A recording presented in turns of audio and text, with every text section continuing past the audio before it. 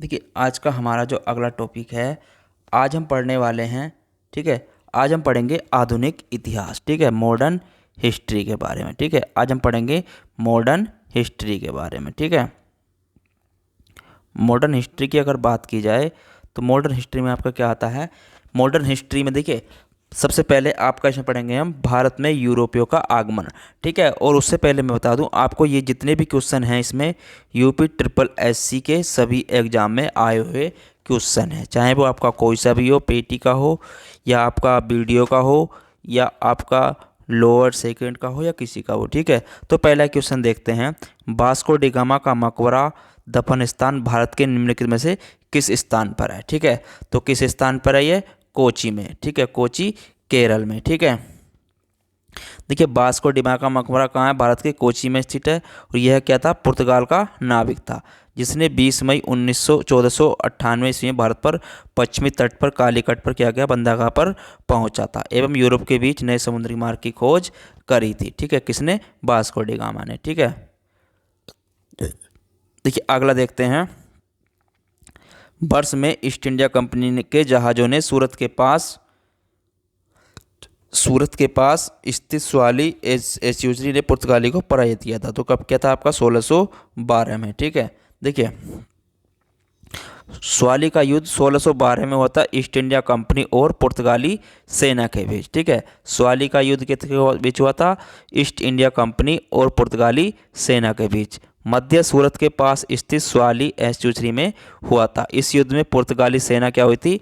पराजित हुई थी। ठीक है, चलिए अगला क्वेश्चन देखते हैं। वास्को डी गामा एवं पुर्तगाली अन्वेषक ने वर्ष में भारत के समुद्री मार्ग की खोज करी थी। तो कब करी थी समुद्री मार्ग की खोज? ये करी थी 1498 में। कब करी थी? 1498 में। वास्को डी गामा क्या था? एक पुर्तगाली नाविक था। वास्को डी गामा के समुद्री मार्ग की खोज करी थी 20 मई 1498 ईस्वी को। ठीक है, और यह समुद्र के रास्ते भारत पहुंचने वाला क्या था? प्रथम व्यक्ति था। ठीक है, भारत पहुंचने वाला प्रथम व्यक्ति था। चलिए अगला क्वेश्चन देखते हैं। दक्षिण भारत के किस राजा ने वर्ष 1741 में कोलचेल की लड़ाई में डच ईस्ट इंडिया कंपनी को परास्त किया था? ठीक है, तो कौन सी को किया था?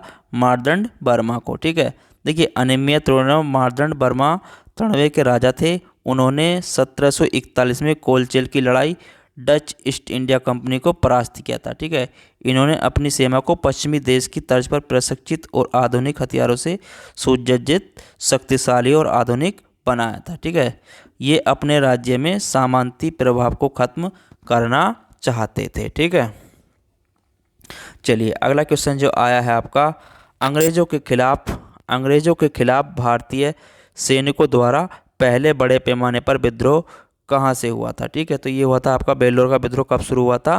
तो ये हुआ था आपका 1806 में। ठीक है, कब हुआ था? 1806 में। ठीक है, चलिए अगला क्वेश्चन देखते हैं। देखिए किस ईस्ट इंडिया कंपनी ने रणजीत सिंह के साथ अमृतसर की पहली संधि पर हस्ताक्षर किए थे? ठीक है, कब किए थे? ये किए थे 1809 में। ठीक है, ये कब किए? 1809 में। 25 अप्रैल 1809 में अमृतसर की संधि पर राजा रणजीत सिंह तथा अंग्रेजों ईस्ट इंडिया कंपनी के मध्य हुई थी। इस संधि पर मेटकाफ और रणजीत सिंह ने हस्ताक्षर किए थे। संधि के शर्तों के अनुसार सतलज नदी को दोनों राज्यों की सीमा मान ली गई थी। सतलज के पूर्व के राज्य अब अंग्रेजों के पास चले गए। इस समय लॉर्ड मिंटो प्रथम भारत का गवर्नर जनरल था। ठीक है, लॉर्ड मिंटो गवर्नर क्या था? प्रथम गवर्नर जनरल था। ठीक है, इस समय। चलिए अगला क्वेश्चन देखते हैं। Question number 7। बक्सर के युद्ध के बाद ईस्ट इंडिया कंपनी मुगल सम्राट को प्रतिवर्ष मतलब का भुगतान करने के लिए सहमत हुई। ठीक है, तो कितने? उसका 26 लाख का। ठीक है, बक्सर के युद्ध के बाद ईस्ट इंडिया कंपनी मुगल सम्राट को प्रतिवर्ष यानी कि 26 लाख का क्या करेगी? भुगतान करने के लिए सहमति हुई। ठीक है, देखिए बक्सर का युद्ध कब हुआ था? 22 अक्टूबर 1764 को अंग्रेजों तथा बंगाल के नवाब मीर कासिम के बीच। ठीक है, अवध के नवाब सिराजुद्दौला एवं मुगल सम्राट शाह आलम द्वितीय की संयुक्त सेना के मध्य हुआ। इस युद्ध में सेनापति हेक्टर मुनरो के नेतृत्व में अंग्रेज विजयी हुए। 12 अगस्त 1765 को इलाहाबाद की प्रथम संधि के तहत अंग्रेज प्रतिवर्ष 26 लाख रुपए मुगल सम्राट को देने के लिए सहमत हुए। ठीक है, अगला क्वेश्चन है आपका, निम्नलिखित में से कौन पुर्तगाली उपनिवेश नहीं है। ठीक है, तो क्या है आपका मछलीपट्टनम। ठीक है, क्या है मछलीपट्टनम पुर्तगाली उपनिवेश नहीं था, यह डचों का था। ठीक है, किसका था, डचों का। ठीक है, वो पुर्तगाली उपनिवेश क्या थे आपके, दीव था, दमन था, बेसिन था, बॉम्बे था, गोवा था, कन्नौज था, कालीकट था, कोचीन था, कोलंबो था, गेले था, सतारा था, ट्रिकमेल, नगपट्टम आदि थे। ठीक है, देखिए भारत में काजू का प्रथम परिचय किन लोगों ने कराया था। देखिए भारत में काजू का प्रथम परिचय किसने कराया था, तो ये कराया था आपका पुर्तगालियों ने। किसने कराया था, पुर्तगाली ने। ठीक है, देखिए अब इसके अगर बात करें आगे, भारतीय कृषि में पुर्तगालियों की महत्वपूर्ण देन है। ठीक है, पुर्तगाली क्या थे, भारत में तंबाकू, मूंगफली, आलू, लाल मिर्च, मकई, टमाटर, शकरकंद, चीकू, काजू, अमरूद, पाइनएप्पल, शरीफा इत्यादि पुर्तगाली के द्वारा भारत में लाए गए थे। ठीक है, इसके अलावा भारत ने पहली बार प्रिंटिंग प्रेस का प्रयोग जहाज निर्माण उद्योग पुर्तगालियों की ही देन है। ठीक है, क्वेश्चन नंबर 10 क्या कह रहा है, क्वेश्चन नंबर 10 कह रहा है आपका, पहली डेनिश ईस्ट इंडिया कंपनी ने अपना परिचालन कब शुरू किया था, तो कब शुरू किया था, 1616 में। ठीक है, 1616 में।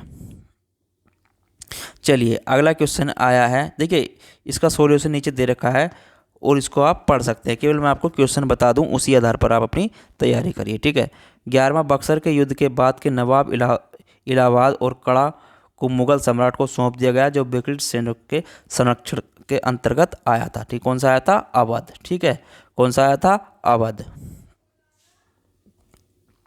Question number 12, Vasco D gamma किस वर्ष कालीकट में उतरा था। ठीक है, तो ये कब उतरा था, 1498 में। ठीक है, 1498 में।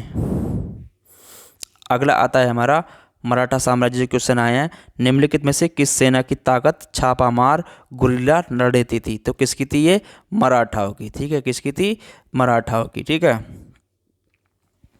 चलिए किस राजा के प्रशासन में अष्टप्रधान मंत्रिपरिषद पाई गई है। ठीक है, तो किसमें पाई गई थी आपकी, ये शिवाजी के में। किसमें, शिवाजी के में। ठीक है, अगला क्वेश्चन है, निम्न में से कौन से संत शिवाजी के समकालीन थे। ठीक है, तो कौन थे, तुकाराम। ठीक है,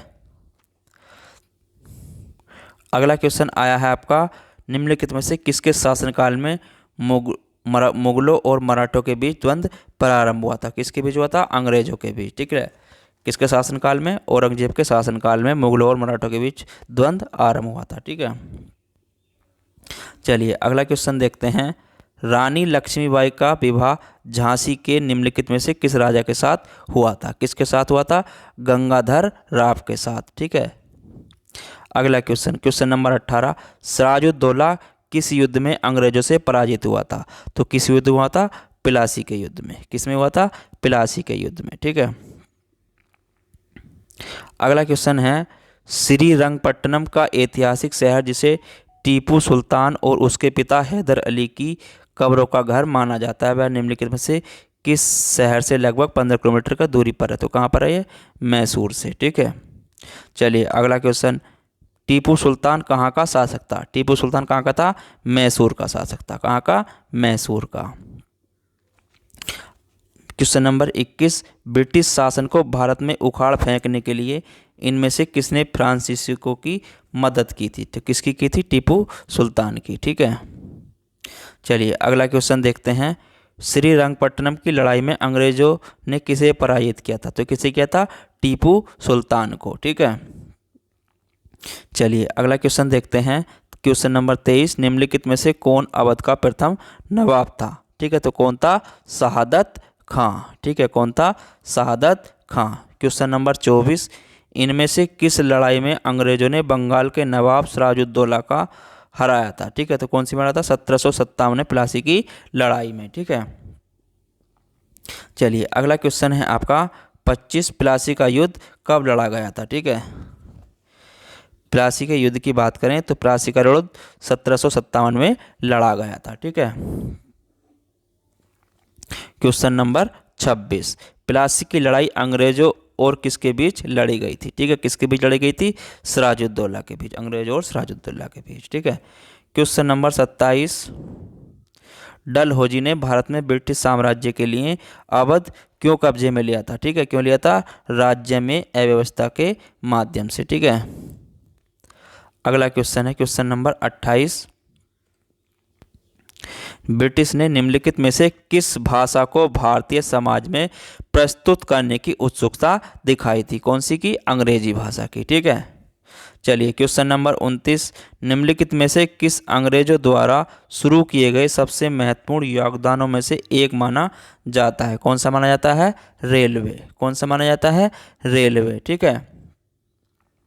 चलिए क्वेश्चन नंबर अगला देखते हैं 30, स्थायी बंदोबस्त सबसे पहले कहाँ शुरू किया गया था? ठीक है, तो ये कहाँ किया गया था आपका? बंगाल और बिहार में, बंगाल और बिहार में। ठीक है। क्वेश्चन नंबर 31, इनमें से कौन सा हड़प नीति का कट्टर समर्थक था? तो कौन था आपका? लॉर्ड डलहौजी। कौन था? लॉर्ड डलहौजी। ठीक है। चलिए क्वेश्चन नंबर आपका जो आता है 32, क्वेश्चन नंबर 32 जो आया हुआ है, में ब्रिटिश सरकार ने भारत सरकार की संरचना में कुछ सुधारों की घोषणा की थी, जिन्हें मार्ले मिंटो सुधार के रूप में जाना जाता है। तो कब की थी? 1909 में। कब करी थी? 1909 में। ठीक है। Question number 33, east India company ने किस वर्ष में कलकत्ता में सर्वोच्च न्यायालय की स्थापना करी थी? तो कब करी थी? 1773 में। ठीक है, कब करी थी? 1773 में। ठीक है। चलिए अगला क्वेश्चन देखते हैं। अगला क्वेश्चन आया है आपका, भारत में पहली रेलगाड़ी किस वर्ष और किन दो स्थानों के बीच चलाई गई थी? ठीक है, तो कब चलाई गई थी? 1853 में मुंबई और ठाणे के मध्य। ठीक है। चलिए अगला क्वेश्चन आया है, भारत में पहली जनगणना किस वर्ष हुई थी? तो किस वर्ष हुई थी आपका? 1872 में। ठीक है, 1872 में। क्वेश्चन नंबर 36, 1866 में भारत के संदर्भों में चर्चा करने और भारतीय कल्याण को बदलाव देने के लिए ब्रिटिश सार्वजनिक अधिकारियों को प्रभावित करने के लिए लंदन में ईस्ट इंडिया एसोसिएशन का आयोजन किसने किया था? किसने किया था? दादा भाई नौरोजी ने। किसने किया था? दादा भाई नौरोजी ने। ठीक है। क्वेश्चन नंबर 37, निम्नलिखित में से कौन सा दूसरा प्रांत था जिसने सहायक संधि को स्वीकार किया था? तो किसने किया था? मैसूर ने। ठीक है, किसने किया था? मैसूर ने। चलिए अगला क्वेश्चन देखते हैं। क्वेश्चन नंबर 38, निम्नलिखित में से कौन सा प्रणाली भारत में ब्रिटिश शासन के दौरान भूमि राजस्व प्रणाली की संबंधित नहीं है? ठीक है, तो कौन सी नहीं है आपकी? दस्तक प्रणाली। कौन सी नहीं है? दस्तक प्रणाली। ठीक है। चलिए अगला क्वेश्चन देखते हैं। क्वेश्चन नंबर है आपका, देखिए क्वेश्चन नंबर 39 की बात करें,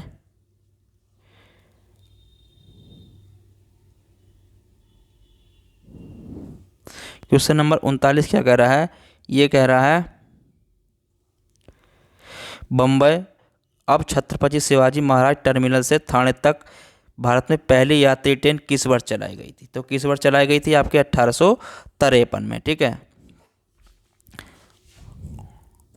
क्वेश्चन नंबर 40, बाल विवाह अवरोध अधिनियम 1929 को निम्नलिखित में से किस नाम से जाना जाता है? किस नाम से जाना जाता है इसे? शारदा अधिनियम के नाम से। किसे? शारदा अधिनियम के नाम से भी जाना जाता है। ठीक है। क्वेश्चन नंबर 41 जो आया है आपका, 1764 में ब्रिटिश ईस्ट इंडिया कंपनी द्वारा स्थापित भारत का पहला डाकघर निम्नलिखित में से किस स्थान पर है? तो ये कहाँ आपका?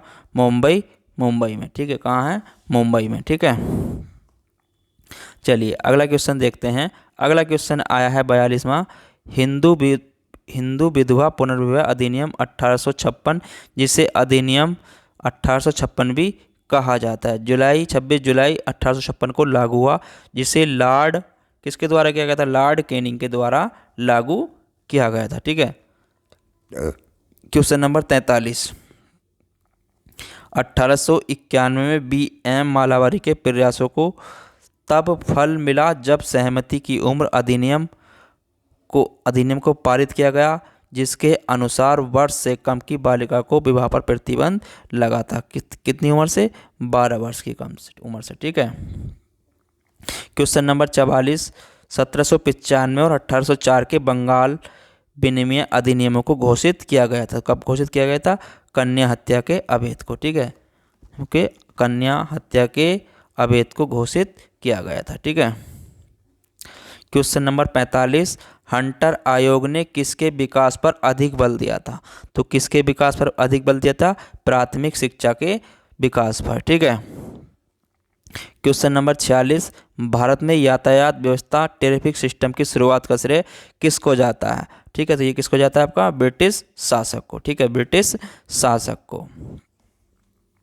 क्वेश्चन नंबर 47, माहलवाड़ी प्रणाली कब लागू की गई थी? ये कब गई थी? ये कहाँ लागू की गई थी? उत्तर प्रदेश में, ठीक है। कब करी गई थी? उत्तर प्रदेश में 1819 में, ठीक है, 1819 में।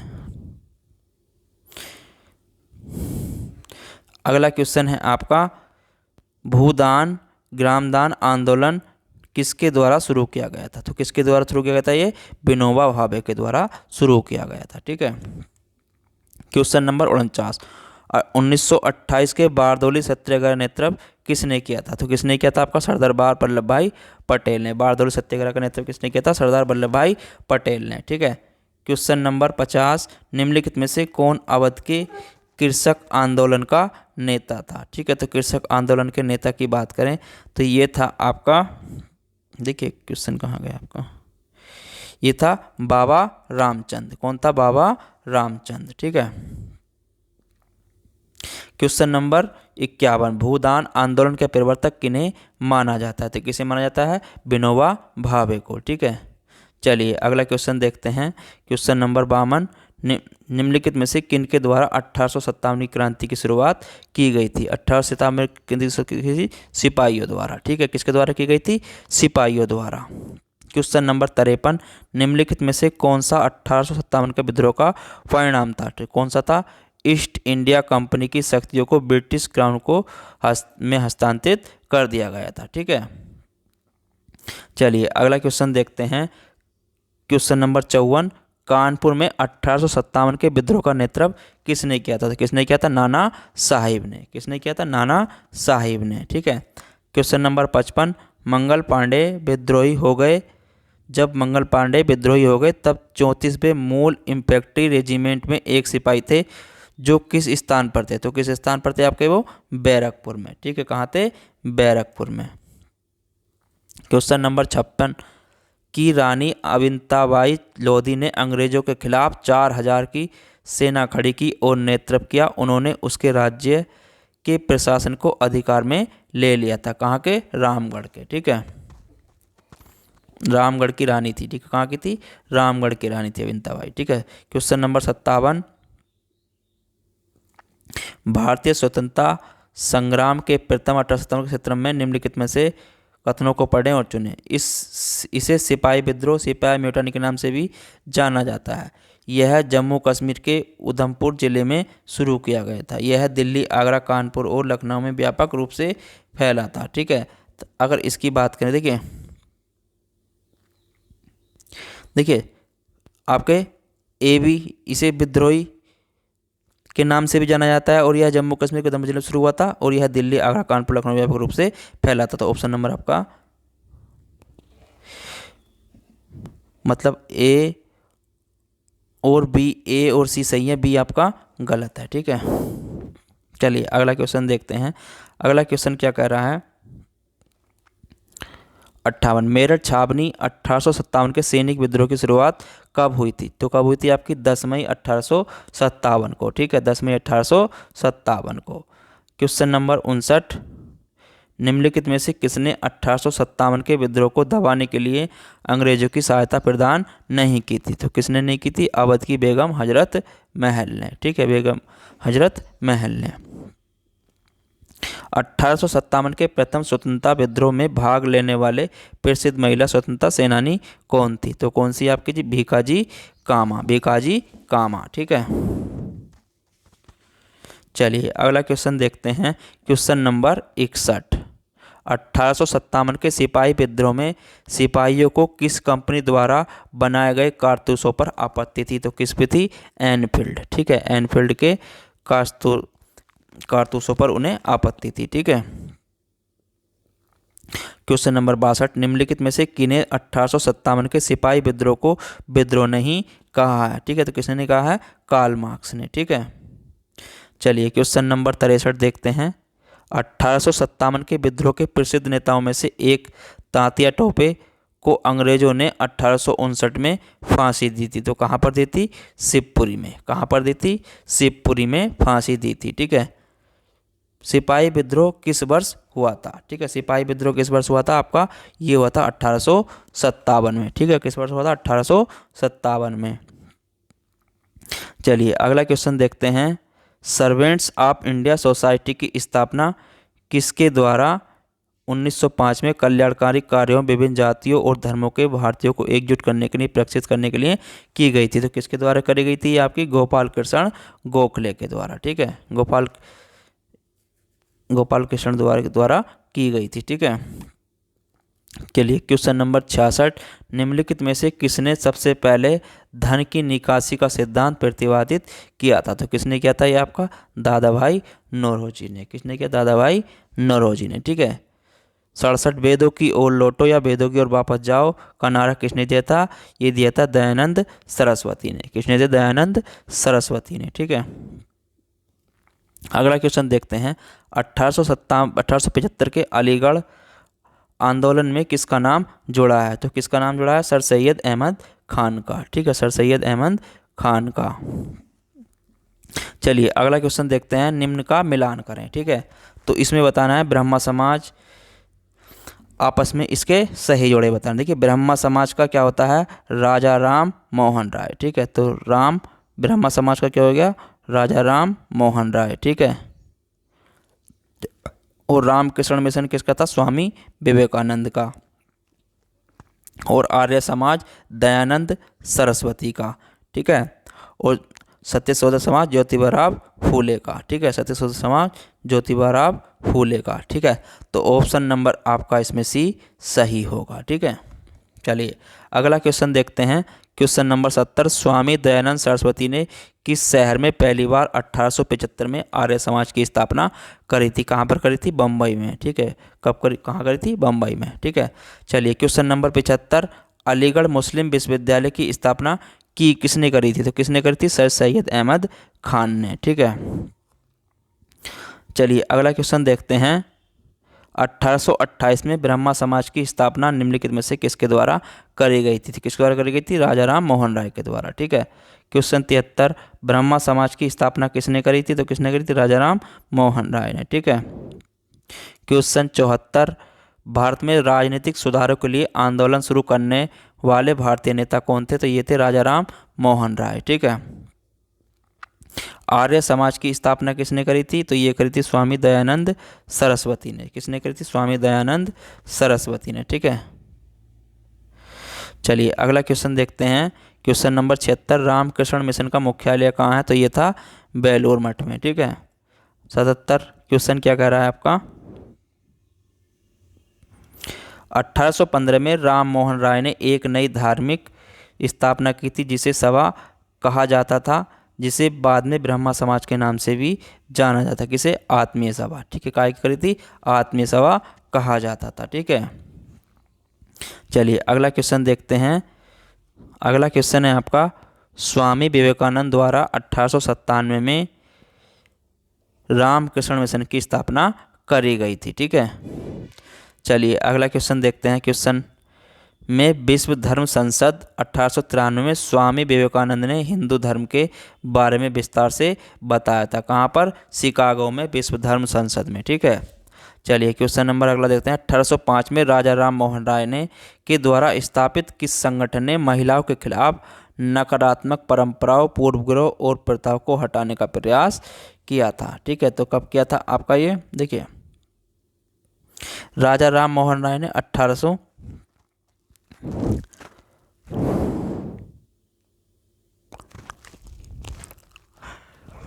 तो राजा राम मोहन राय ने 1805 में किसी संगठन की स्थापना नहीं की थी। ठीक है, 1815 में आत्मीय सभा व 1828 में ब्रह्मा समाज की स्थापना करी थी। आर्य समाज की स्थापना 1875 में दयानंद सरस्वती ने की थी।